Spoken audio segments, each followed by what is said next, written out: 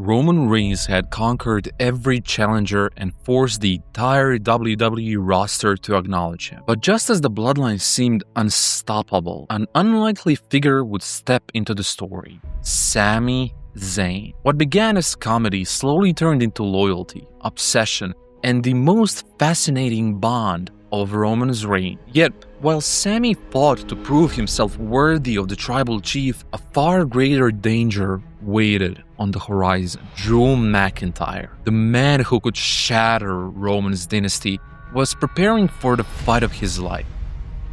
But before all that, the next step after Roman winning both titles was obvious. The Bloodline couldn't just stop with the tribal chief at the top. They had to take everything. So Roman Reigns ordered the Usos to go and unify the tag team championships.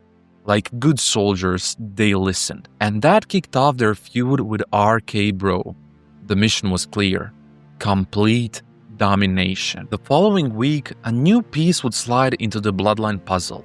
One Sami Zayn. Yep, this is where the madness begins. Sami approached Roman Reigns, pitching himself as an ally. He asked Roman for help with Drew McIntyre, who was becoming a problem for both of them. And wouldn't you know it, the Usos actually helped Sami win his lumberjack match against Drew. Sami was thrilled. You could practically see the gears in his head turning, realizing that attaching himself to Roman could mean protection, respect, and power, things he had lacked for a while now. But of course, wrestling gods don't like Sami to be happy for long. He lost to Drew in a steel cage match the very next week. Back to square one, right?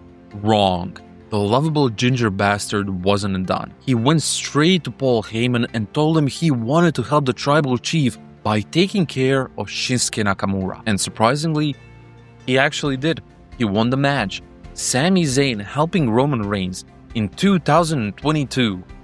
Yeah, things were about to get very, very interesting. One thing I forgot to mention is the fact that in the meantime, Roman switched gears. Instead of focusing on the Usos unifying the belts, he decided he just wanted to beat the piss out of Drew and RK-Bro. And at Backlash, that's exactly what he did. Nothing complicated, just violence, domination, and another notch in the Bloodline's belt. The following week, RK-Bro called out Roman, but instead of Tribal Chief gracing them with his presence, out came Sami Zayn, rocking a Bloodline shirt, acting like he spoke for the family. Randy would see through all his insecurity and BS, so he challenged Sami to a match with Riddle, with the stipulation being that if Riddle won, they'd get their title unification match. Spoiler, Sami lost. Running backstage afterwards, he nervously asked Paul Heyman if the tribal chief still liked him. Heyman, ever the snake, reassured him, but it was dripping with insincerity. Turns out, Sami's fumbling ended up helping anyway. The Usos managed to unify the belts the following week, meaning that every single member of the Bloodline now had a belt to hold in each hand. But Sami wasn't celebrating too hard. His best friend, his brother-in-arms, the man who's been by his side forever, the one who was the best man at his wedding, and most importantly, one of the biggest thorns in the side of Roman Reigns, Kevin Owens, showed up to talk sense into him. KO tried to explain that the Bloodline didn't give a rat's ass about Sami, that they were just using him. But Sami wasn't listening. Backstage, he begged the Usos to let him unofficially join. Jimmy, being the more laid-back twin, actually said yes and dropped the line that would change everything. Honorary Uce. For Sami, that was it. Finally, he's part of something. Maybe finally, he could be respected and not be made fun of. Sami continued helping the Bloodline here and there, though his big moment was cut short by, you guessed it, Brock Lesnar, because apparently Brock is contractually obligated to pop up every time the Bloodline story starts gaining momentum. This was not an interesting story. All you basically need to know is that Roman retained at SummerSlam. But now we're finally getting into the real meat of this saga. After SummerSlam, the Bloodline and Sami Zayn officially became the centerpiece of WWE storytelling. Week after week, we got little nuggets, Sami and Jimmy making goofy secret handshakes, Sami stumbling into the locker room, and random hijinks that somehow made him even more and more endearing to the fans. But the good vibes didn't last long. Jimmy and Jay got attacked, and Sami, well, he ran away. This would piss off Jay to the point that he would tear into Sami, saying he needed to start pulling his weight. And to everyone's shock, Sami did just that. In the main event, he would take a claymore to the face to protect Jay. This wasn't just comedy anymore. Sami was earning his stripes, and the next week's show would turn this entire story on its head. Because of real-life travel restrictions, Jimmy and Jay couldn't get into Canada for SmackDown. Suddenly, the only person Roman could rely on in Montreal was Sami Zayn, who was in his hometown. And the crowd absolutely lost their minds. Sami walked into Roman's office and had one of the best segments of the entire storyline. They bonded over trash-talking Jay, and Roman even teased that due to Sami being in the #1 contenders match for the IC title, Sami winning the championship could bring even more gold to the Bloodline. It was subtle, but it was the clearest sign yet. Sami was in. Later that night, Sami fought valiantly in a 5-way match, even fighting through an injury, but he came up short. Still, he saved Roman from a claymore later that night, taking the bullet for the tribal chief, and just like that, Sami wasn't just comic relief anymore. He was an actual, legitimate part of this story. Think about it. Sami entered the show as a heel, desperately trying to join a heel faction.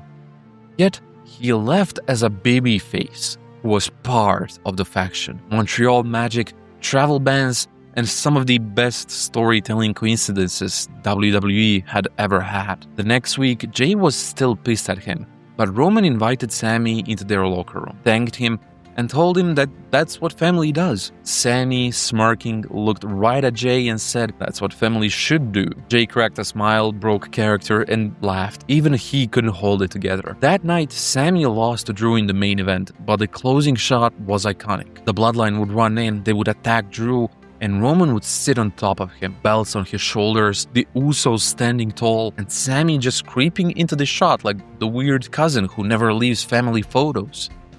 Amazing. Next week, Sami would organize a party to celebrate 2 years of Roman Reigns being the champion. And while Jay was listing all the accomplishments of the tribal chief, Sami would say something funny like, "bed," or "yeet," after each one getting a laugh out of everyone. However, the celebrations would be cut short after Drew McIntyre would invade it and lay waste to everything and anyone, including Roman Reigns himself. And at Clash of the Castle, we would have the first time during this reign where fans believed Roman was going to lose the belt. Drew McIntyre was on a massive rise in popularity and was fighting on his home turf in the United Kingdom. Triple H had also recently been put in charge of creative, so fans didn't really know what to expect. This was the biggest fight of his reign so far, and Drew took Roman to the absolute limit, being literal milliseconds away from victory before we would get the introduction of yet another member of the Bloodline,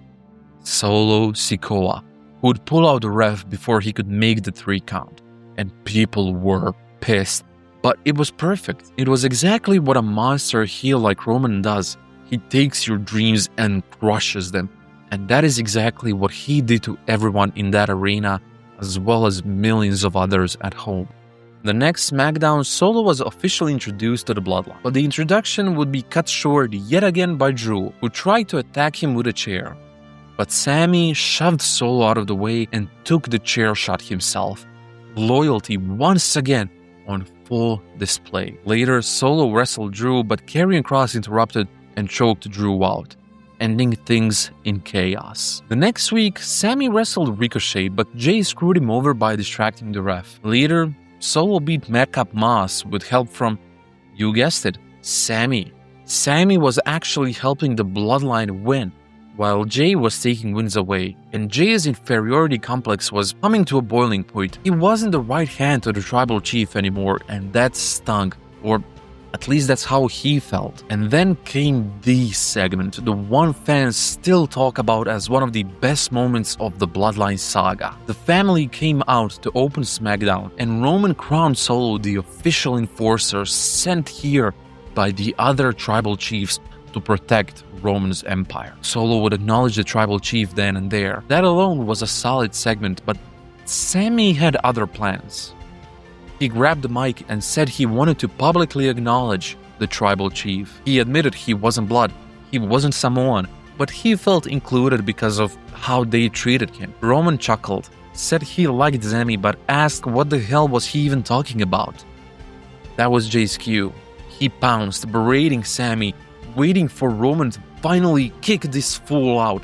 Roman told Jay to rip Sami's Bloodline shirt off, saying he'd never wear it again. Everybody thought Sami was out, but Roman wasn't finished.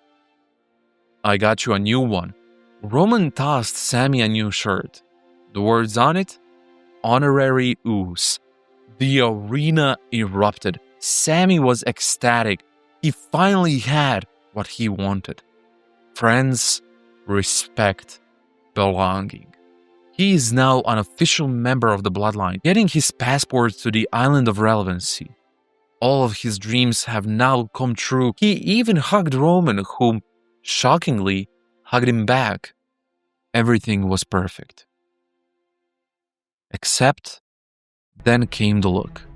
That cold, calculated look from Roman Reigns, and if there's one thing we learned from his feud with Jey Uso, it's that Roman might smile and play family on the outside, but deep down, he's always plotting something sinister. The only question now was, what's his plan this time? If you watched this video to the end and you are not aware that this is part 3 of a series I'm doing, please make sure to check out the other 2 videos right here. And also, if you're already hearing this, please make sure to leave a like, subscribe. Thank you for your support. Leave a comment saying pizza, just to let me know you watched this far, and that's been about it. Thank you.